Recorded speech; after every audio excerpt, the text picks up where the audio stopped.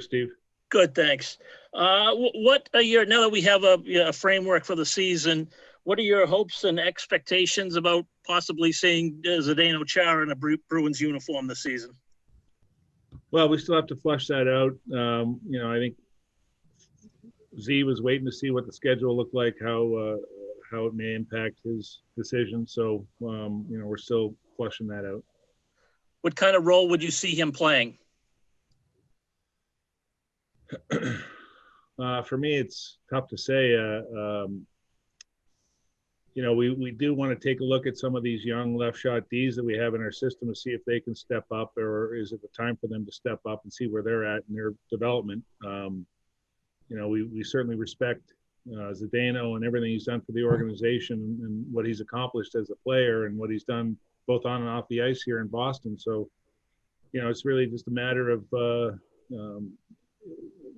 what his desire is and how the coaching staff and we feel, what our lineup should look like or could look like, depending on, the development of some of these young guys. Thanks. Thanks, Steve. We'll go next to Dan Roach. Matt Porter, you're on deck. Go ahead, Dan. Hi, Cam. Happy holidays. Hope you're well. Thanks. Same to you, Dan. Thank you. Just how excited are you, or happy to have a date, and looking forward to this upcoming season? And maybe a second part of that question is, have you been in contact with the governor or Mayor Walsh as far as the possibility as you go along here of getting fans back into the seats at the Garden as well? Well, yeah, it's nice to answer the first part. It's great to have a date set, because the suspended animation was killing us. Not knowing, not understanding if we are going to play, if we are playing, when are we going to play. Obviously, as far as fans in the building, that's going to be dependent upon state and city regulations and guidelines. I know that the staff here at the Garden has done a lot of work behind the scenes to make it as fan-friendly as possible, as safe as possible when we are allowed to have fans in here, to make sure that, they've gone through all the protocols. So the safety is obviously the utmost important for us. So a lot of work's been done. So when we do get the green light to have fans in the building, everybody should be comfortable to come in and watch our games being played live. Thanks, Dan. We'll go next to Matt Porter. Connor Ryan, you'll be next. Go ahead, Matt. Hey, Cam, hope you're well. Nice to be chatting hockey with you again. Yeah, right. Thanks. Couple rapid fire ones, if I could. One, are players at Warrior skating now? Yeah, we've had some players that have been in town that have been on the ice, obviously following the protocols that we did, similar to the last, restart. More and more players are starting to trickle in. Everybody wants to get in town, make sure that they follow the proper quarantine issues and guidelines, and get on the ice when camp is supposed to start. Okay. Is it your understanding any players may opt out? I haven't heard any of that yet. No. Okay. And as far as camp this year, it will be a short camp, no exhibition games. Obviously, normally you'd get a long look at some of the younger guys, that you may want to integrate throughout the year. How do you approach that this year, whether it's changing your practice plan or, just kind of having an understanding that, they'll have to get work done on the taxi squad? What is your approach, given the short camp and short season with younger players? Yeah, it's going to be a challenge for everybody. Everybody's got the same camp date. So it's, 9 days or 10 days is certainly not what we're used to, the coaching staff's used to, but the coaches have been preparing for a short camp for a while now. I think we have some benefit of the taxi squad that we had in the bubble, really see what those kids were all about and how they were approaching it. It's not easy being on a taxi squad, but my guess is you're going to see a lot of players coming in and out of lineups across the league based on, what we see now with, positive tests throughout the globe. So we just have to be as careful as possible. And, hopefully these guys are they should be ready to go. Camp's going to be quick, but I think for the most part, a lot of these guys have been working out pretty hard. Great. Happy holidays. Thanks. You too. Go next to Connor Ryan. Go ahead, Connor. Mick, you're on deck. Hey, Cam. It was reported a few weeks ago that the NHL was exploring the possibility of playing some outdoor games early this season if they got approval. Is that an option that the Bruins are still realistically exploring this year, or is the focus more on just staying with the Garden?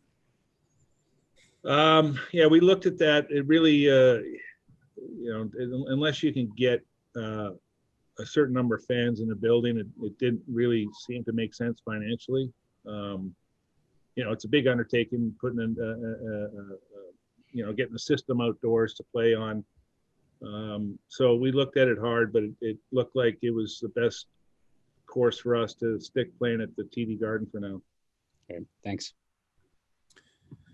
We'll go next to Mick Colagio. After Mick, we'll go to Jimmy Murphy. Go ahead, Mick. Let's go to Jimmy Murphy. Go ahead, Mick. Go ahead. No, okay? Good. Sorry about that. I had to do this twice. So the shortened schedule, and the Bruins seem to be going into a season right now where there's going to be a lot of shuffling thanks to injuries as well. And things would ideally be conducted over the course of a long season, and hopefully like you enjoyed last year when you have the luxury of fact finding. This situation looks to me like it's going to be pressure packed. Where is the pressure most? Obviously goaltending. Is there going to be a short leash for wingers seeing opportunities? Because in this situation, the start just seems so important. Yeah, the start's like every year, the start's very important. As you know, we've had a couple players had some off-season surgeries that are, they're on track and they're coming back, but they might miss a little time. I don't know if Brad's maybe ahead of, I don't want to say ahead of schedule, but ahead of where Pasternak is. But yeah, the start's going to be extremely important as it is every year, Mick. I mean, it's something that we look at going into every season. So, this is really no different. Goaltending is going to be key, just as special teams are going to be key, and coming out of the gate strong is going to be important for us. Thanks. Thanks, Mick. We'll go next to Jimmy Murphy. Right. Hey, Cam, how are you? Good. How are you? Good. Happy holidays. Thanks, you too.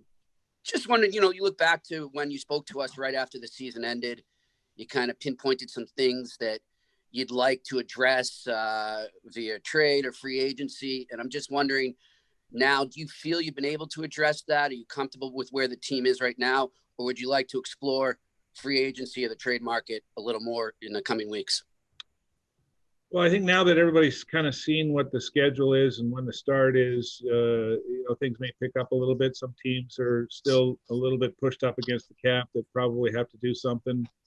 There was no real rush. I don't think they had a feeling like they had to do anything anytime soon. But now, when we have an actual start date, things may change. I still think we'd like to still explore our back end a little bit, even though we feel we got some guys that can step in. It's just a matter of the experience piece that everybody likes, but you don't get experience until you play.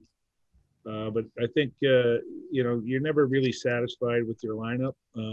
So I mean, I'm sure Don is still looking at potentially tweaking or adding, but we'll see. We'll see what happens the next couple of weeks here. Thank you.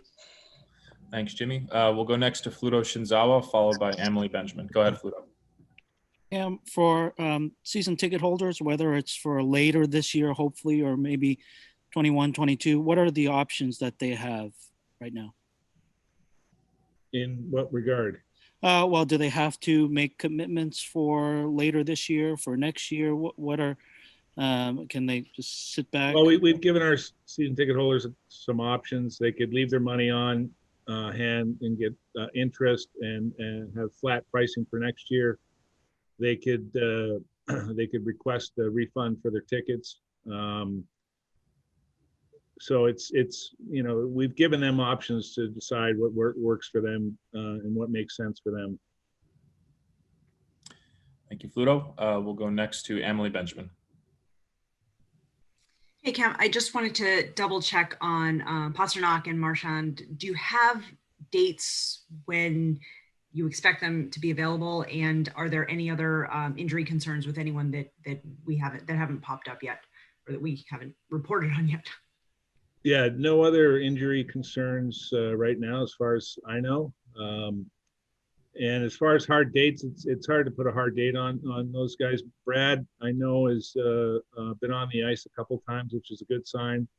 David recently got back into town and will continue his rehab. I'm sure, we can get you some dates as things will progress here. But right now, I don't really have any hard dates for you.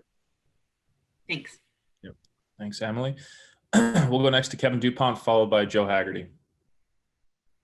Go ahead, Kevin. Okay, thanks. I've got a general question on the salary cap, but before that, Cam, you brought up that there have been changes made at the Garden, physical changes when fans start coming in. Can you give us a little more detail on that? Is that sort of plexiglass stations, wash stands? What does that amount to? Excuse me. Yeah, good question, Kevin. You touched on a couple of things. It's really entering the building. How to enter the building 6 feet apart. How to go up escalators 6 feet apart. Where do the fans sit, depending on if it's a family. Restrooms certainly outfitted for protection. Same with ordering concessions. It's not standing up there waiting in line. It's ordering online, and then you're told where to go pick it up. So it's really everything you can think of to help protect the fans once they're in the buildings. And in that context, could you envision who knows how all of this unfolds, but is your aim this year, or could you envision a full house, or is that just not on the landscape? Well, we're certainly hoping for a full house at some point this year, Kevin. I mean, when that is, I don't know. Is it going to be in May, June, July? It's hard to say. We're going to get fans in the building in some point in January. I'm not sure. February. It's really it's out of our control. But we have made plans for no fans, a third fans, half fans, 3/4, and then a full house. Okay, and back to my original cap question here. Donnie's sort of procedure since he took the job is always to have $3 or $4 million, maybe a little less in elbow room going into the season. You've still got the Z thing to deal with or decide upon. Is that going to be the approach here again? Keep $2 or $3 million under the cap to start? Well, I mean, if something makes sense for us, we've always had the right to spend up to the cap. It's just, we do like to have a little wiggle room, especially, as you're tracking towards the trade deadline. You'd like to have as much space as possible, depending on what may be available for you. Then this year is going to be a little different too with the taxi squad. Those players will not be on your cap until you need to put them in your lineup. So, you just have to really be really careful with your cap number going into this season, probably more so than other seasons. Thank you. Thanks, Dupes. Before we go to Joe Haggerty, just a reminder to media, if you no longer have a question, you can go ahead and put your hand down. We have time for a couple more. We'll go with Joe Haggerty. Go ahead, Joe. Hey, Cam, Merry Christmas. Merry Christmas, Joe. Just as far as clarification on Chara goes, I know you mentioned the young left shot Ds you want to look at, and I think there's already 7 or 8 defensemen that are signed to NHL contracts. I mean, is there definitively a roster spot for Zdeno if he wants to play, or is there some question if there's a spot for him? Well, I think it really depends on how he wants, what he feels he can do and help us, and we have to feel the same way. How that looks, is that something that he'd be comfortable with? How we maybe envision it looking compared to maybe how he feels it may look. I mean, this is a really difficult time for anybody that is going to come off a long break and have a short training camp and jump right into a compressed schedule with a number of back-to-backs and I think 116 days, I believe, to play 56 games. So there's a lot of factors in play about what makes sense for us and what makes sense for Zdeno. Thanks, Cam. Yeah. Thanks, Joe. We'll go back to Steve Conroy for the final question. Go ahead, Steve. Hey, you got me? Yep. Okay. Cam, just want to get your thoughts on this division that you're in for this year. It's going to be strange not seeing Montreal or Toronto, but where do you think you can build rivalries? Obviously, there's going to be some hatred somewhere playing teams eight times in a year. Yeah, I think, and I don't think it won't take long to get those rivalries built up. I mean, obviously, there's history between Boston and the Rangers for years. When they play here, we play there. There's a lot of fans from both teams. I think the recent history we've had with Philly in the playoffs, that'll spark some rivalry. I mean, playing these teams that many times, guys will be sick of each other in a hurry.